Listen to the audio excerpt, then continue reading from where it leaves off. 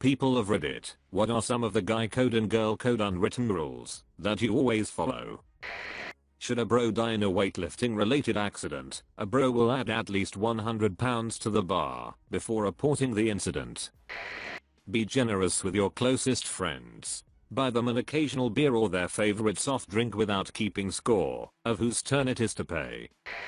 If another lady walks past and you notice a blood stain on the back of their pants/skirt, tell them, but do it discreetly. Recently noticed a passenger had a spot on her pants. Wrote her a note and slipped it to her as I was collecting trash from the carriage.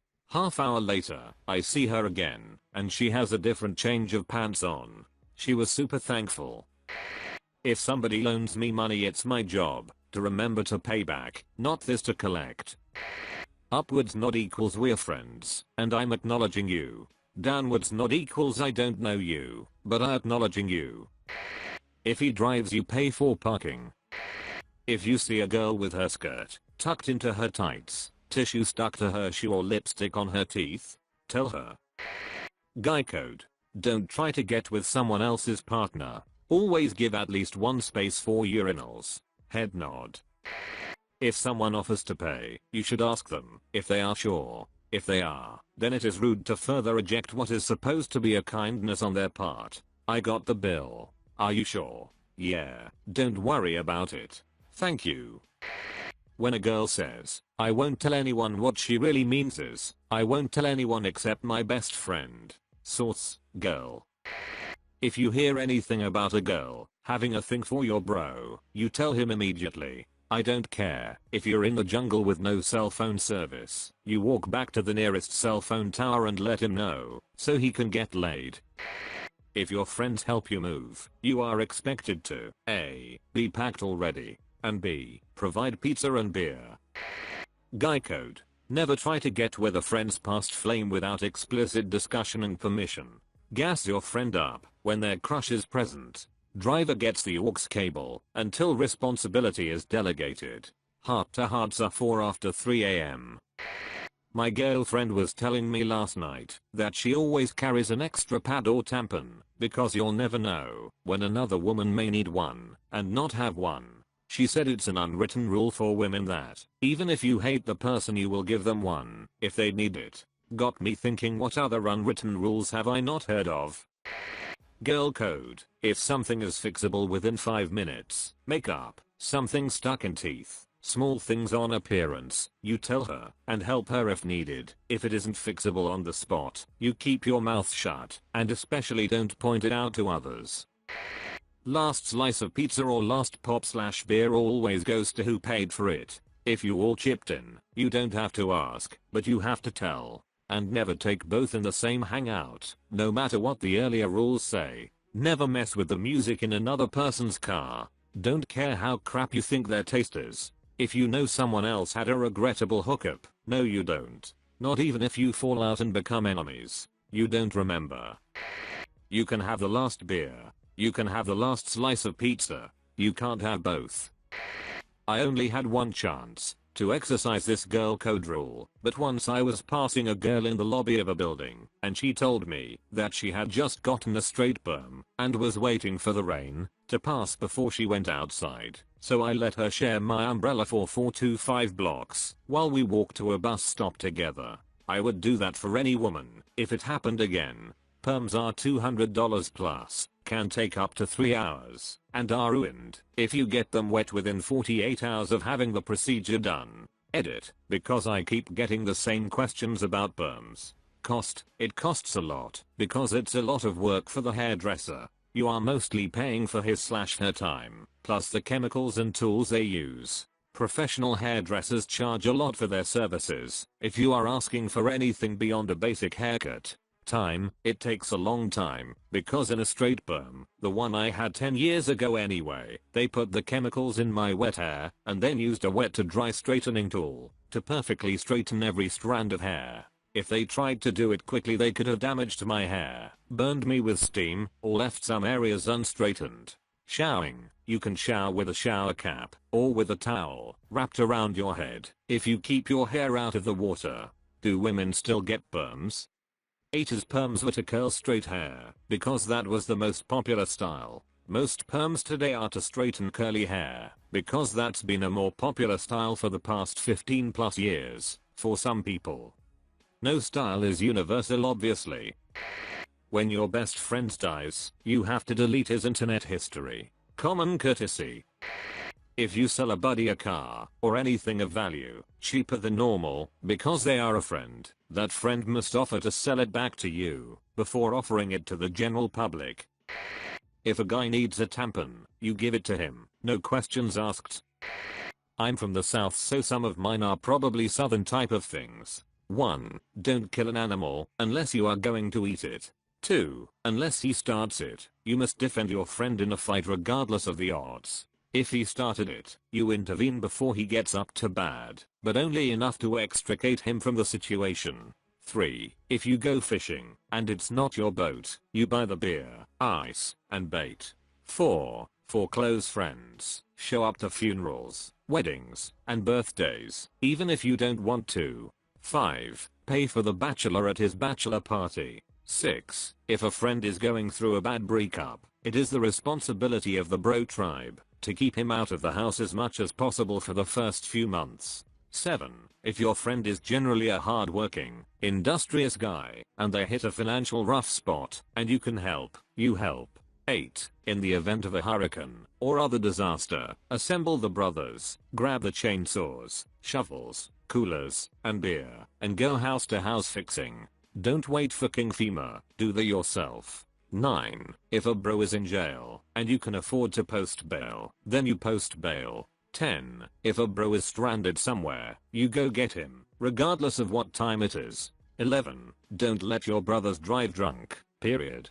12. If a bro seems genuinely down, ask them for a beer, and ask them if they are okay. Sometimes they just want someone to listen, and usually only a bro or their dad will listen or care. 13. If a bro wants to learn to hunt or fish, and you know how, teach them and don't talk too much about their ineptitude. Once they have learned a bit, you can talk about how crappy of a shot they, or how they always backlash the rails. 14. If you have a professional service that you provide, and your bro needs it, it's okay to do it for free the first time. 15. If a bro is working on his house or truck and needs help, and you know how to use tools, then help his out. 16. If you have a truck and bro needs to move something big, like a BBQ pit or a cornhole set, you loan him the truck, or go with him. 17. If a bro is having a BBQ, you bring some kind of meat and beer. 18. Never touch another man's grill without his permission. 19. If you see your bro's girlfriend or wife getting harassed by a dude and your bro isn't there, you are the surrogate bro and must intervene. If you are fighting, no matter what, don't touch the balls. Unless you are asked, and willing to provide further details, keep remarks about the time you spent with someone vague and borderline childish. Example, you've spent a night with your GF. You did everything from oral, to new positions, to using some of her toys. Your description and summation of all these events can be stated as I got some.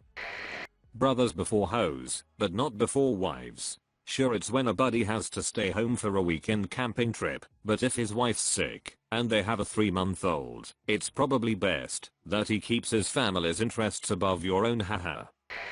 If you see another girl in an uncomfortable situation, you try to get her out of there or at least let her know that you got her back. I've done it for everyone, from my sister, to my friends' moms. One time at a school event, my best friend's mom somehow ended getting an unsolicited massage from another parent with boundary issues, and I quickly made an excuse up that I needed help at the concession stand. No one is too old or too young to do this. On a more lighthearted side, in my experience, when you hug another girl, you always try to slot the boobs by going slightly to the side, so that you don't just mash your chests together and hurt someone.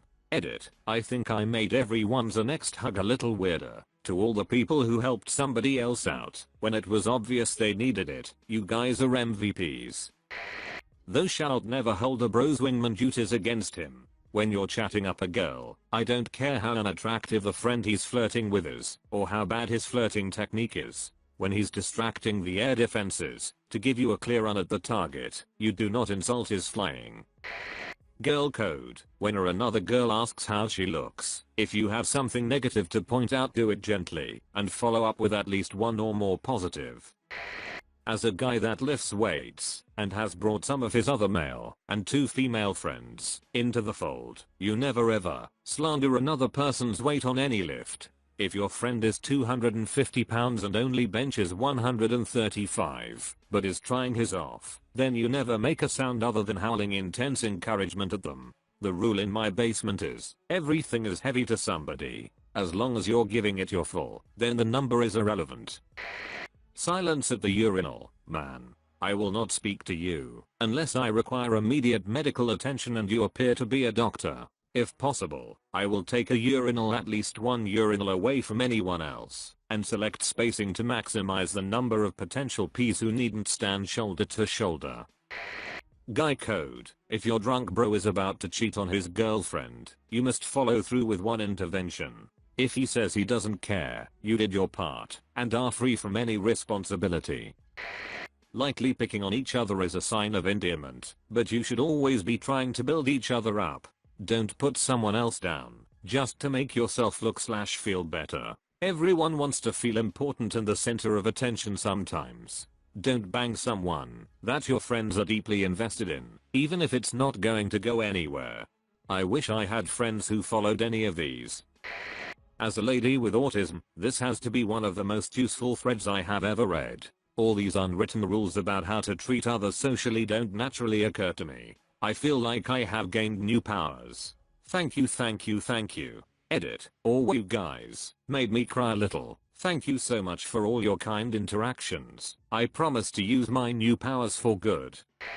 Not every girl follows this code but should. When you see a woman in need of help, because somebody won't leave her alone, you either tell someone or step in as her best friend and persuade the person to go. Women also just know to go to the bathroom together. For opinions on appearance, to gossip briefly, or just for safety reasons. Edit. The safety reasons for going to the bathroom with another person aren't because of danger in the bathroom, but the walk to it can be. In a crowded place like a club, there could be predators anywhere looking for a girl on their own, especially if the girl has been drinking. A pair of girls are less likely to be assaulted than a girl alone. I will wingman any man. I don't even have to know you. Hell, I'll wingman any woman too. If you are trying to make an impression on someone you think you'll hit it off with, call me. I love, and I'm always willing to help make it happen.